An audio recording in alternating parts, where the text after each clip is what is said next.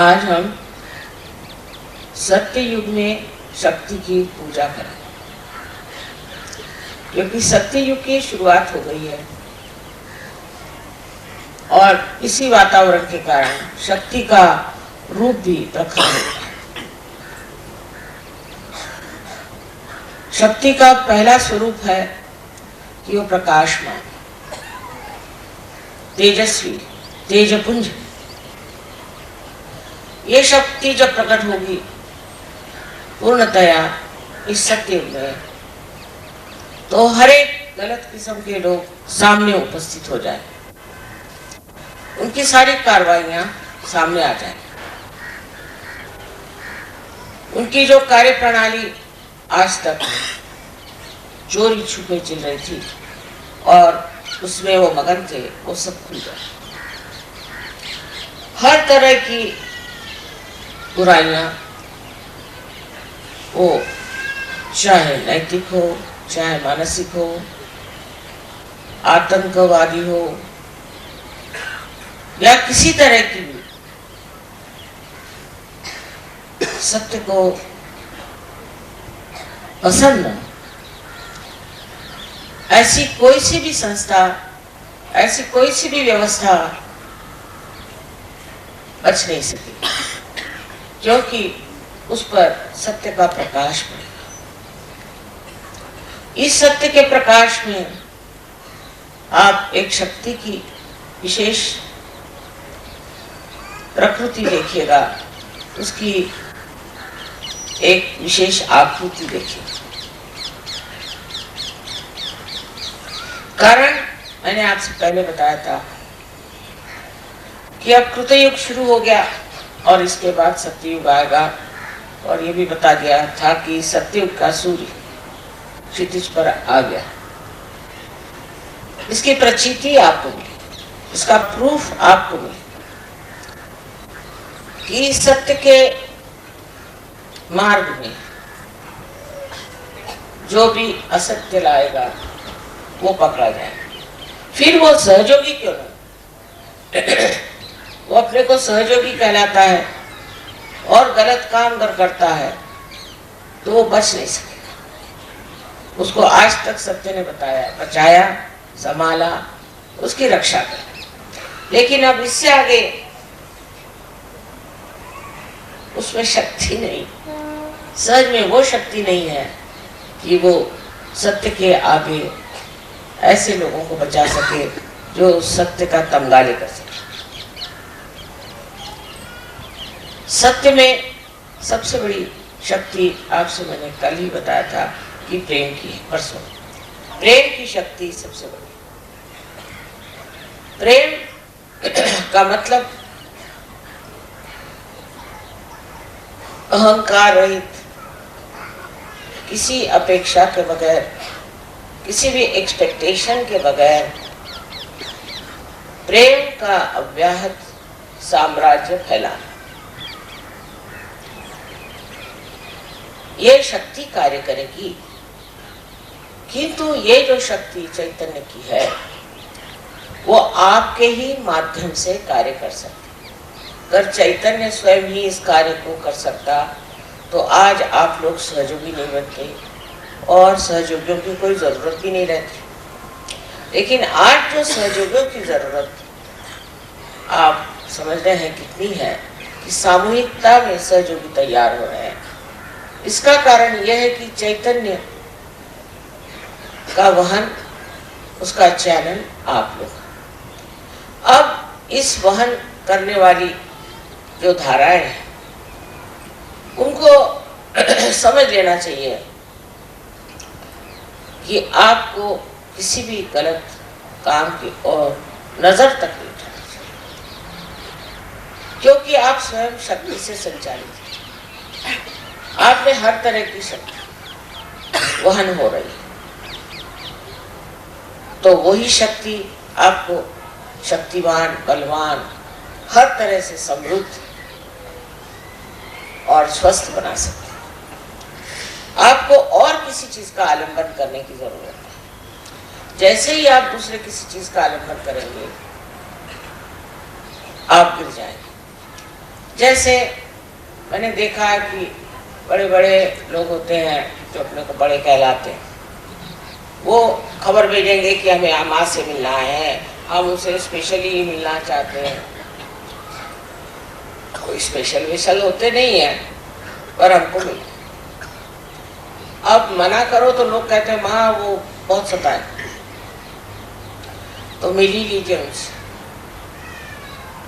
अब सब गिड़गिड़ात कहते अच्छा भाई 3 बार कहेंगे वो आने वाले हैं, वो आने वाले हैं, सब उसके इश्तहार लग जाए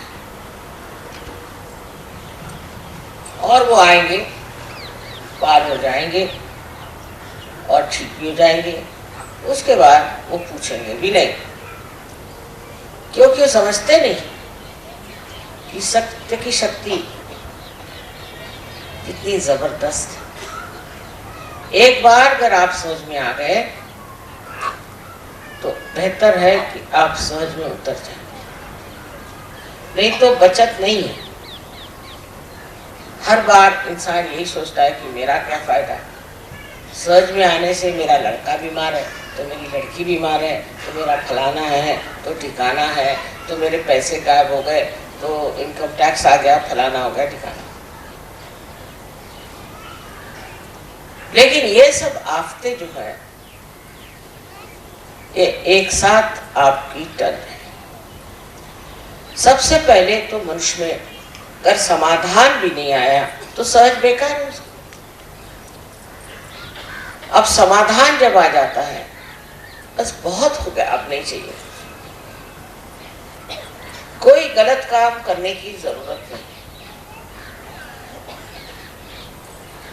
कोई से भी ऐसा काम करने की जरूरत नहीं कि जो हानिकारक हो समाज को, दूसरों को, आपतिष्टों को, किसी को भी हानिकारक कार्य करना सहज के बाद फलित नहीं हो सकता, उसका नुकसान उठाना। हमने देखा बात शुरू में बहुत से सहज में ऐसे लोग आए, रुपया बनाया, पैसा बनाया, झगड़े किए, लड़ाई करी, ये करा वो करा, इसके सिवा और कुछ किया नहीं सर, फिर खत्म होगा। क्योंकि सहज की शक्ति ऐसी है कि ऐसे लोगों को पार ढकेले, फिर वो ठीक होकर के वापस आ जाए तो दूसरी बात। जैसे समुद्र में 2 शक्तियां होती, एक शक्ति से तो बाढ़ आती और एक से जो है समुद्र पीछे जाता। इसी प्रकार इस सत्य की शक्ति है जो स्पंदित है। स्पंद का मतलब होता है जो एक बार आकुंचित होता है और एक बार पूरी तरह से खुल जाता है, उस हृदय में ही स्पंद होता है। आदि शंकराचार्य ने वाइब्रेशंस को स्पंद कहा। स्पंद का मतलब है जो एक बार आपको उठाएगा वो दूसरी बार आपको गिरा भी सकता है। ये मैं आपको डरा नहीं रही हूं, पर सूचना दे रही हूं कि अब अपना वर्तन हमको ऐसा करना चाहिए जिससे हम सहज में अग्रसर हो सके। मैंने परसों कहा था कि नॉर्थ इंडिया में सहयोग बहुत जोरों में फैला है, बहुत जोर, हर जगह जैसे आग लग रही हो, लोग सहज में आ रहे हैं क्योंकि सहज से लाभ बहुत है। तंदुरुस्ती अच्छी हो जाएगी, किसी को धन लाभ हो जाता है, किसी को पुत्र लाभ हो जाता है, कोई न कोई लाभ हो जाता है, किसी का बहुत ज्यादा, किसी का कुछ। किंतु सबसे बड़ा लाभ सहयोग का ये कि समाधान, कि इससे आगे अब कुछ नहीं चाहिए, मुझे और कुछ नहीं चाहिए, मैं सब पा चुका। ये जब स्थिति आपकी आ जाएगी तब सहज समझना कि आप सहज में उतरे और फिर अनायास आपको चाहे या न चाहे सहज आपकी देखभाल करेगा, आपको सर्वथा पूर्णतः संतुष्ट करेगा। आपका समाधान जो है वो 7वें श्रेणी में पहुंचा है। लोग कहेंगे इनको क्या हो गया,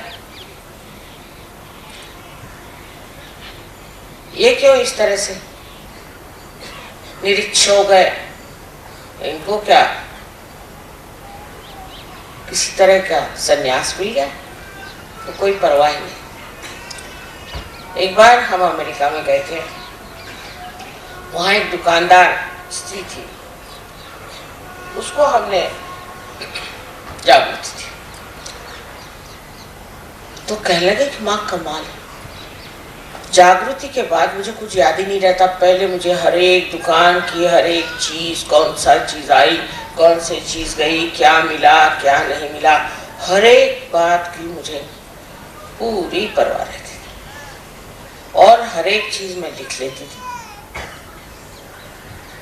और तो भी मुझे कभी नफा नहीं, हमेशा देखती हूँ तो नुकसान ही होता, जो चीज आए वो बिके ना, कुछ हो ये हो।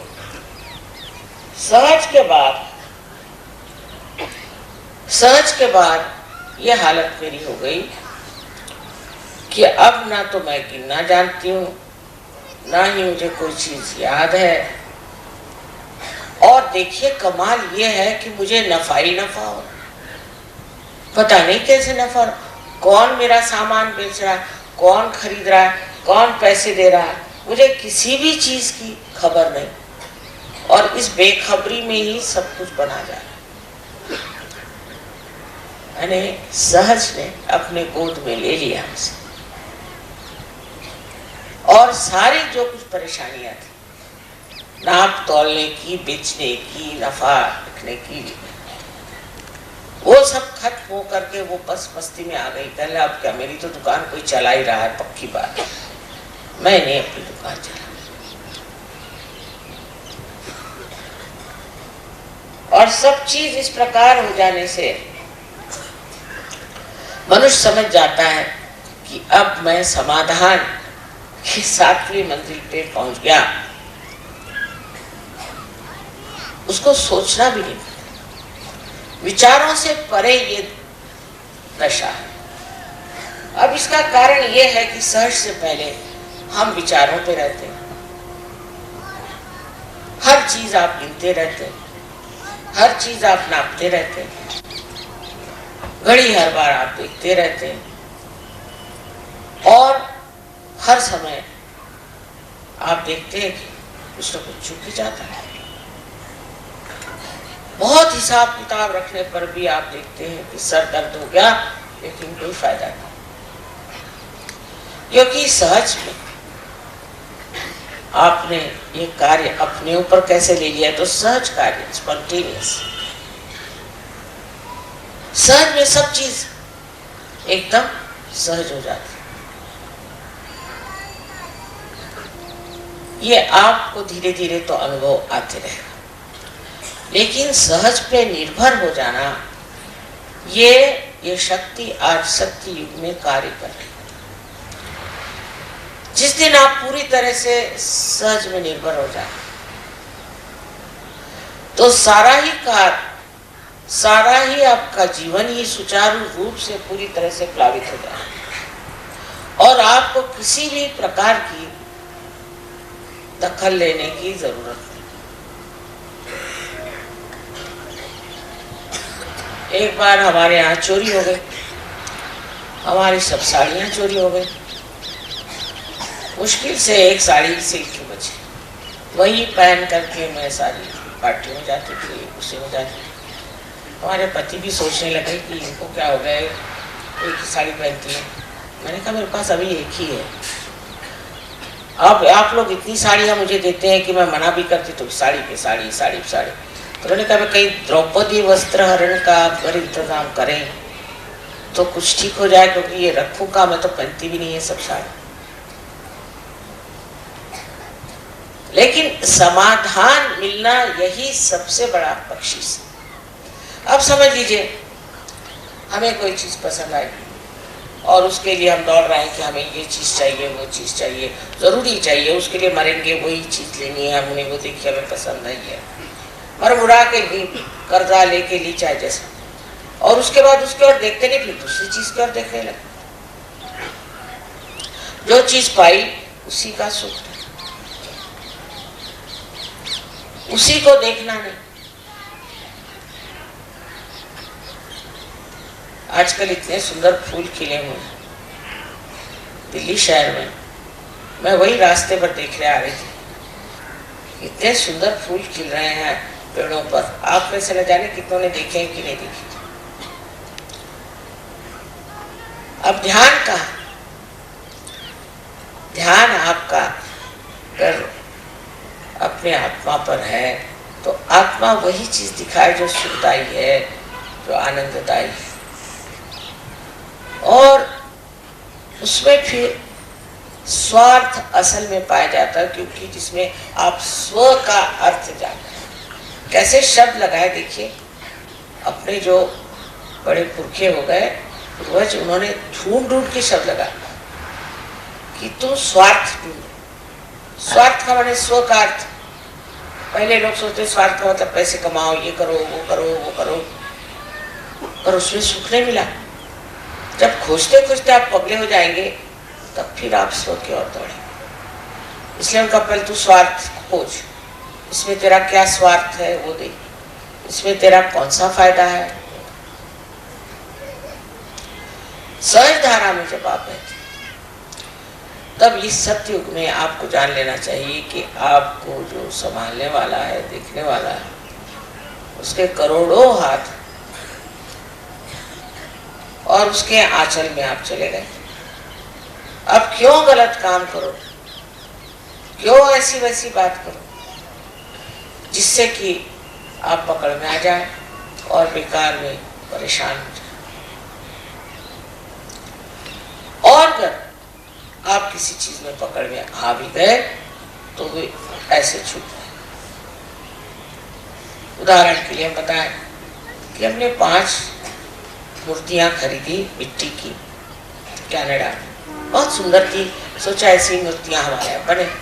अब सिर्फ मिट्टी की मूर्तियां 5 खरीदी तो हमारे कस्टम वालों ने उसके दाम 18,000 लगा दिए। मुझे बड़ी हंसी आई कि मिट्टी की मूर्तियों की 5 की क्या दाम 18,000 हो सकता है क्या? 18 रुपए भी नहीं होगा। मैं हंसती रही।